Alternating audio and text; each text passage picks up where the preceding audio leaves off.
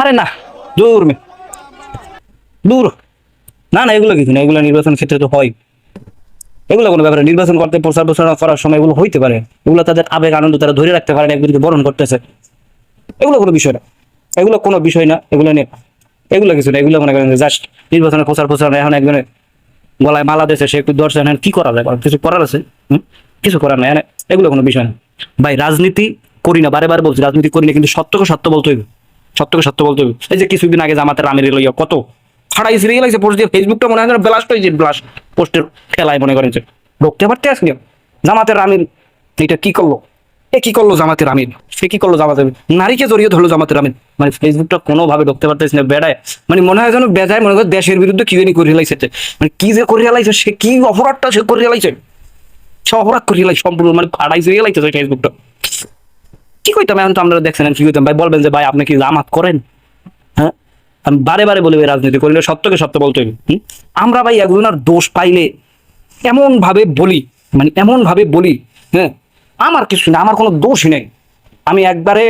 এই মাত্র পৃথিবীতে আসছে, একবারে নবজাত শিশু যেমন নিষ্পাপ হয়, আমি সেরকম নিষ্পাপ, মানে এইরকম একটা ভাব নিয়ে আরেকজনের সম্বন্ধে মন্তব্য করি। আমি এই জন্য কথাটা বলতেছি, এই জন্য ভিডিওটা তৈরি করা, বা এই জন্য এই ভিডিওটা দেখাই না, মানে একজনের দোষ বলার একটা লিমিট আছে, কিন্তু আমরা এমন ভাবে রিয়েক্ট করি আরেকজনের দোষ পাইলে, ঠিক আছে, মানে হ্যাঁ দোষ করছে, আমার জীবনে কোনো দোষ টোষ কিছু নেই, আমি জীবনে কোনো দোষই করিনি, আমার জীবনে কোনো অপরাধী নাই, আমার জীবনে কোনো বলি নাই, আমি বলি করি না, মানে এইভাবে আমরা মানে পোস্ট করি, ঠিক আছে, মানে আমাদের পোস্টে এইটা বোঝা যায়, ঠিক আছে ভাই, পৃথিবীতে এমন কোনো মানুষ নাই যার ভুল নাই, যার দোষ নাই, ঠিক আছে, কিন্তু আরেকজনের ভুল হইলে যে আপনি এমন সুন্দরভাবে মানে পোস্ট করেন, বা এমন সুন্দরভাবে বলেন, এমন সুন্দরভাবে মন্তব্য করেন, ঠিক আছে, তাতে মনে হয় আপনি একজন ফেরেস্তা, ফেরেস্তা, আপনার কোনো দোষ নাই, ঠিক আছে। তাই ভাই বলি আরেকজনের সম্বন্ধে মন্তব্য করার আগে নিজেরটা চিন্তা করেন যে আমার দোষটা, আমার কি অপরাধ, আমার কি দোষ নাই আছে, আগে নিজে ঠিক হই, তারপর আরেকজনের সম্বন্ধে মন্তব্য করি, ঠিক আছে। এখন যদি বলেন আপনারা, কারণ আমাদের দেশে তো মনে করেন সত্য কথা বললি সে মনে করেন যে পাকিস্তানি, ঠিক আছে, সে মনে করেন জামাত করে, সে শিবির করে, ঠিক আছে।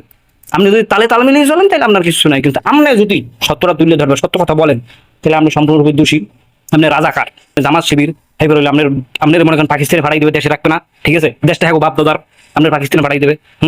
এই অবস্থা সত্যটা সত্য বলছে তো ভাই। না ভাই আমি এটা দ্বারা জামাতের পক্ষ টানতেছি এরকম নাই যে কিছু নাই, আপনার লাফালাফি করলেন, দরকার আছে কোনো এটা নিয়ে, এইসব বিষয় নিয়ে কোনো দরকার আছে বলেন, কেন করলেন বলেন, কেন করলেন?